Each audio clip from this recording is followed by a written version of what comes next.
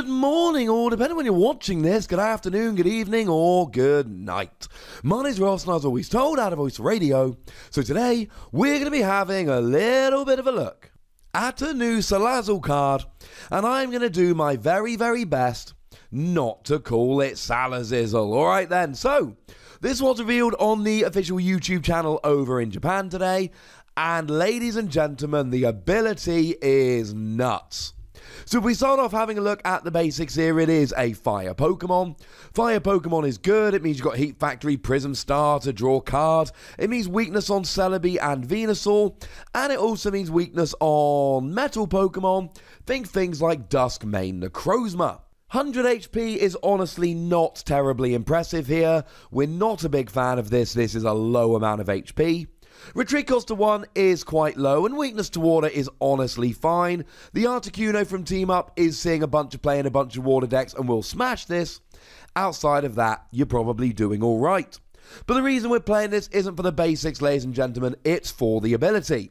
And the ability says, once during your turn, you may discard a fire energy from your hand and draw 3 cards. This is like crazy good.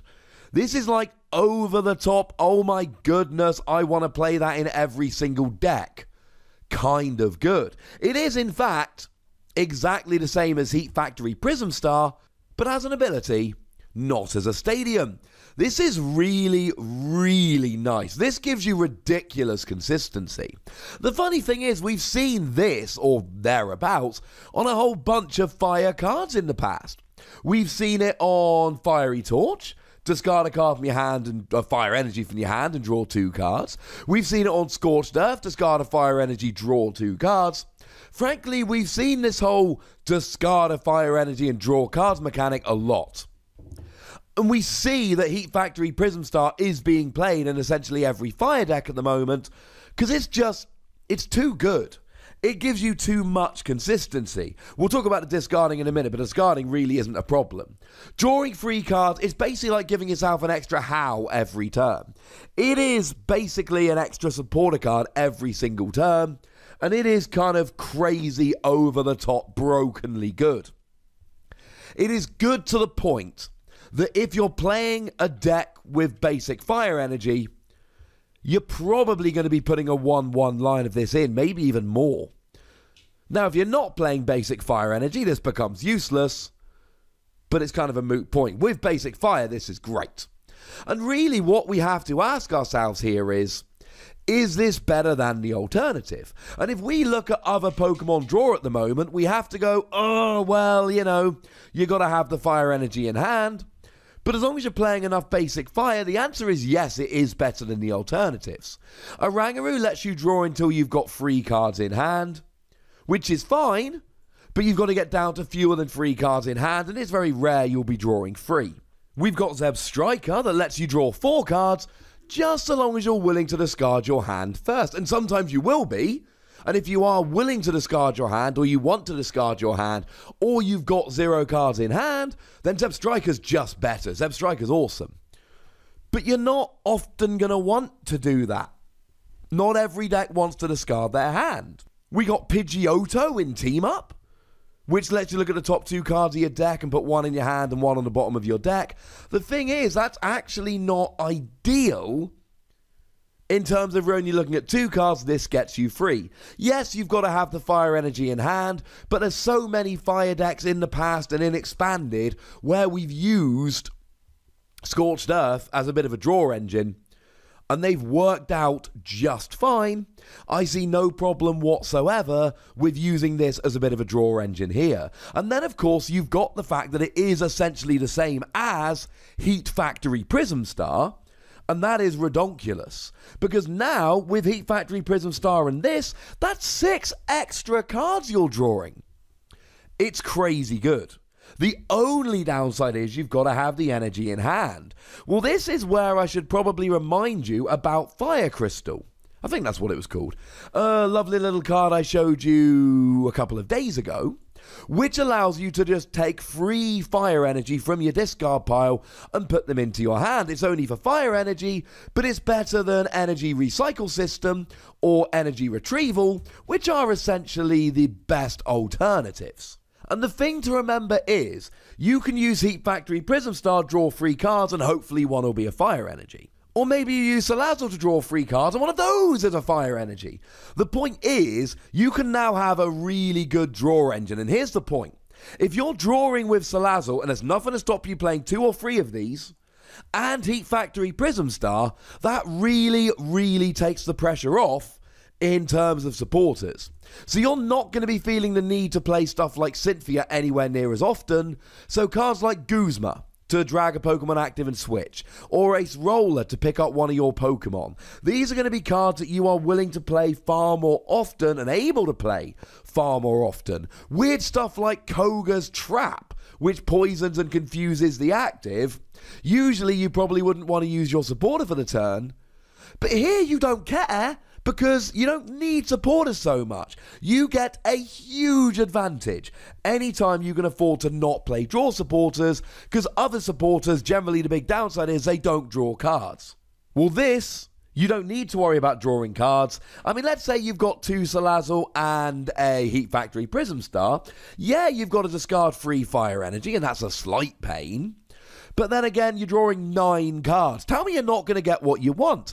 And look, we've got Energy Recycler, which will get 5 cards back, 5 basic energy. You can even use Brock's Grit now that it's being reprinted, and that'll get you 6 energy, though that is a supporter. And of course, discarding the energy is really not too bad, because Victini Prism Star.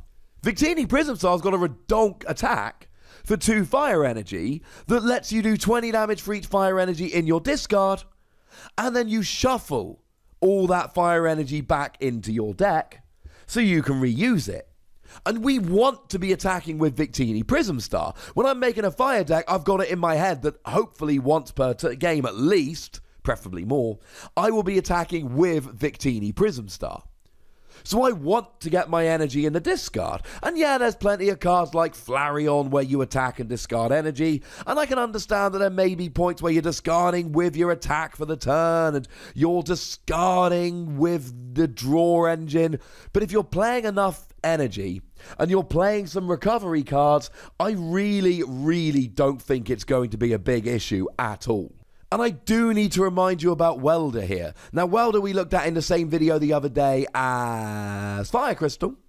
And essentially, Welder lets you attach 2 fire energy from your hand to your Pokemon and then draw 3 cards. So this is going to be really good for attaching energy, but it's also a little bit of a draw engine. And you're going to be able to find both Welder and the energy more easily if you can use stuff like Salazzle. I mean, all of a sudden, 1 fire crystal means that you've now got 3 fire energy in your hand.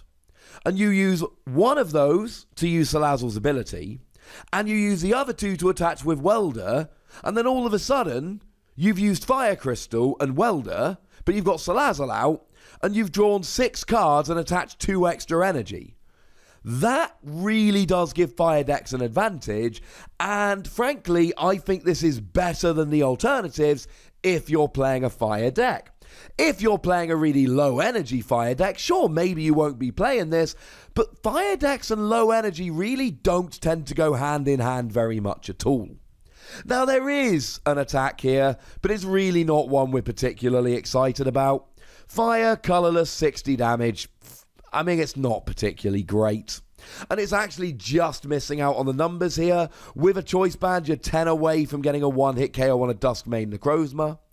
Without a choice band, you're 10 away from getting a 1-hit KO on a Registeel. It's fine. It's not terrible. And you've always got Shrine of Punishment, as long as you don't have Heat Factory out at the time. But I'm just not a fan. We're not playing this for the attack, ladies and gentlemen. We're playing this for the ability. And one more time, you can use multiples of this ability per turn. And while you're playing this, you could even pop in one of these Salazzle from Guardians Rising, which allows you, when you evolve up, to poison, burn, and confuse your opponent's active Pokemon.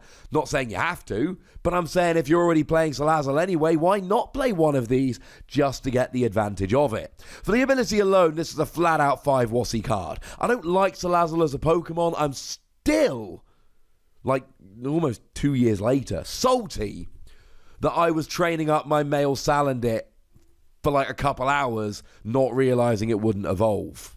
But I do think this is a phenomenal card, which just gives you a huge advantage. And if you're playing a fire deck, I don't see why you wouldn't be playing this.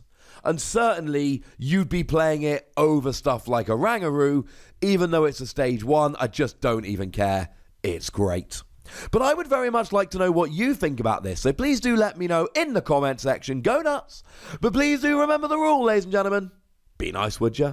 And then make sure you like this video, subscribe to this channel, follow me on Twitter at The Wassy, and Twitch for some live action at twitch.tv/PTCGRadio. If you want to support the channel, get some bonus podcasts and all of that, head on over to patreon.com/PTCGRadio, where you can do that. And please do make sure you're checking out youtube.com/WassiePlays, where we talk Transformers and Keyforge and whatever games take my fancy. But by far the most important thing, as always, look after yourselves till next time. Thank you very much for watching. My name's Ross, and you've been watching PTCG Radio.